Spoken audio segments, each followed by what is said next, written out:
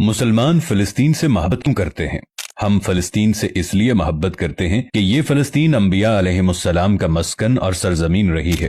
اللہ تبارک و تعالی نے حضرت لوط علیہ السلام کو اس عذاب سے نجات دی جو ان کی قوم پر اسی جگہ نازل ہوا تھا۔ حضرت ابراہیم علیہ السلام نے فلسطین کی طرف ہجرت فرمائی تھی۔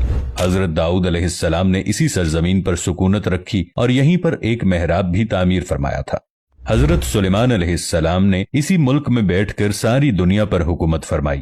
چیونٹیوں کا وہ مشہور قصہ جو قرآن پاک کی سورۃ النمل میں درج ہے، جس میں ایک چیونٹی نے اپنی باقی ساتھیوں سے کہا تھا کہ اے چیونٹیوں اپنے بلوں میں گھس جاؤ، مبادا کہ حضرت سلیمان علیہ السلام کے گھوڑے تمہیں کچل نہ ڈالیں۔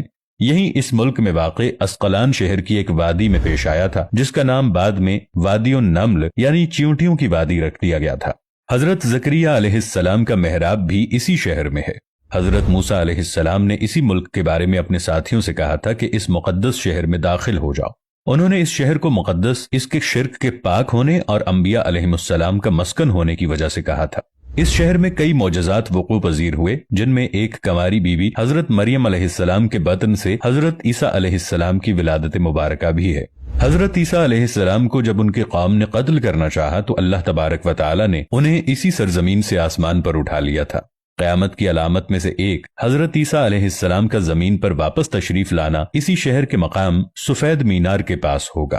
اسی شہر کے ہی مقام باب لد پر حضرت عیسیٰ علیہ السلام مسیح دجال کو قتل کریں گے۔ فلسطین ہی ارض محشر ہے۔ اسی شہر سے ہی یاجوج ماجوج کا زمین میں قتال اور فساد کا کام شروع ہوگا۔ اسی شہر میں وقوع پذیر ہونے والے قصوں میں سے ایک قصہ طالوت اور جالوت کا بھی ہے۔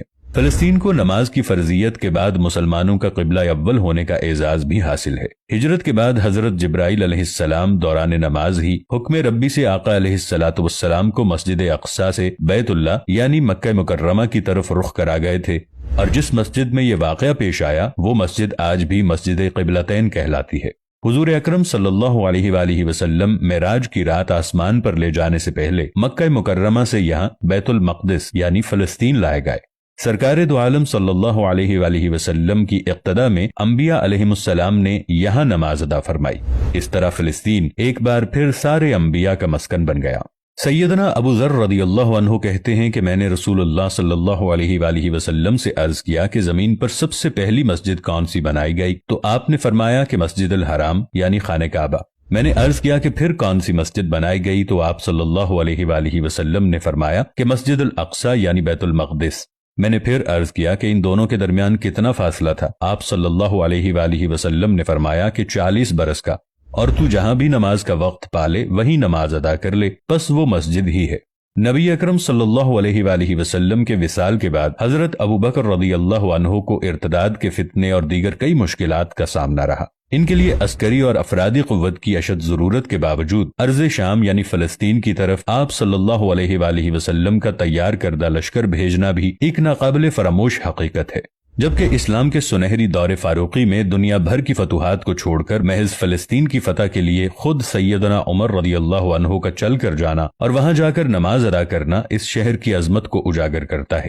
دوسری بار بعینہ ہی معراج کی رات بروز جمعہ 27 رجب 583 ہجری کو صلاح الدین ایوبی کے ہاتھوں اس شہر کا دوبارہ فتح ہونا بھی ایک نشانی ہے۔ قدس بیت المقدس کا نام قرآن سے پہلے تک ہوا کرتا تھا۔ قرآن نازل ہوا تو اس کا نام مسجد اقصی رکھ دیا گیا۔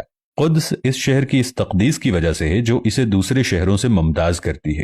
اس شہر کے حصول اور اسے رومیوں کے جبر و استبداد سے بچانے کے لیے 5000 سے زائد صحابہ کرام نے جام شہادت نوش کیا، اور شہادت کا باب آج تک بند نہیں ہوا۔ یہ سلسلہ ابھی تک جاری ہے، اسی لیے یہ شہر شہیدوں کا شہر ہے۔